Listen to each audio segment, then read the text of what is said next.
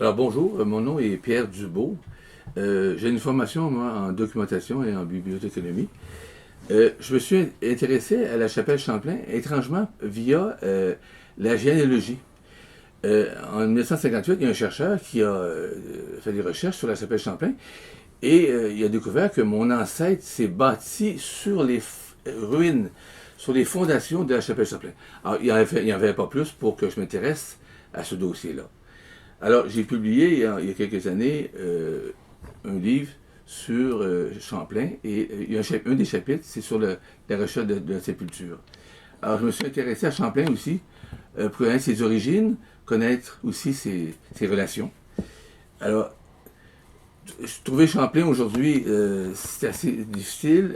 On a perdu la trace de la chapelle Champlain. Vous savez qu'il y a eu un tremblement de terre en 1663, et c'est possible que la chapelle Champlain soit disparue à ce moment-là.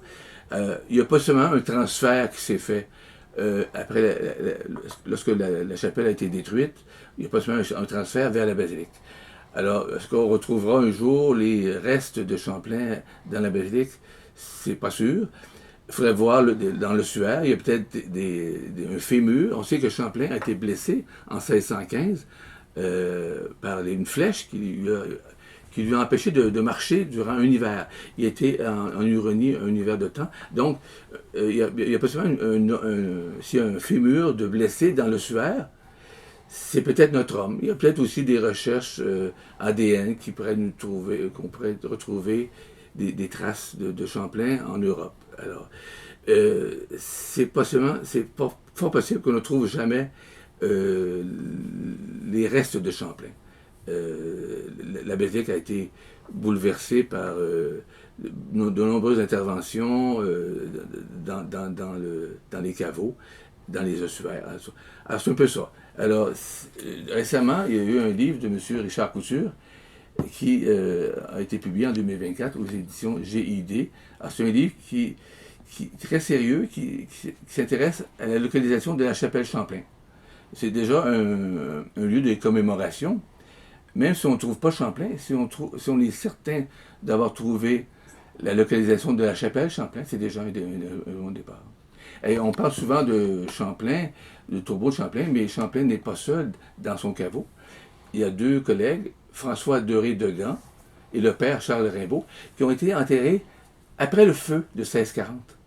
Donc, on présume que après le feu de 1640, on a rebâti la chapelle Champlain pour accueillir les deux amis de Champlain. Alors, on en parle dans les textes en 61 et en 1661 et en 1649. C'est les deux archives qui mentionnent spécifiquement la chapelle Champlain.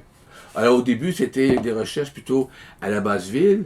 On n'avait pas découvert encore un document qui certifiait que la chapelle serait bien à la haute ville. Le gouverneur d'Aïbou s'est réservé un terrain proche de la chapelle Champlain. Alors, c'est avec ce document-là que des recherches ont été menées à la haute ville de Québec. Alors, c'est un peu l'idée. Il y a eu beaucoup de recherches de M. Lévesque, un géographe, et j'ai travaillé, moi, avec Carl Lavoie, qui était un collègue de M. René Lévesque. Alors, Carl Lavoie, on a fondé en 2008 le comité Champlain, qui s'intéresse à la localisation de la chapelle Champlain. Alors, tout ça pour dire que avec ces deux livres-là, vous avez aussi beaucoup d'informations sur toute l'historique des recherches de la chapelle Champlain. C'est important. C'est un devoir de mémoire pour les chercheurs, hein, les nombreux chercheurs qui se sont penchés sur le sujet. Alors, vous savez, ce n'est pas d'hier qu'on recherche la chapelle Champlain. Ça a commencé incidemment en 1866. Ben, curieusement, on préparait la Confédération. Alors, c'est des moments privilégiés, ça, de commémoration. Champlain était on recherchait ses origines, les origines du Canada, c'est Champlain. Alors, il y a eu beaucoup de recherches en 1866, et un peu plus tard, ben, il y a eu beaucoup de recherches, surtout en 1958. Silvio Dumas a fait des recherches durant une dizaine d'années. Pourquoi 58? Ben là, c'était le 350e de l'anniversaire de Québec. Et en 2008, évidemment, il y a eu des recherches même de M. Lévesque dans 2007 c'était en préparation, en vue du 400e de l'anniversaire de la ville de Québec. Alors, à chaque date importante de commémoration, les recherches se sont multipliées. Ça a incité à la recherche. Alors, ce n'est pas un hasard.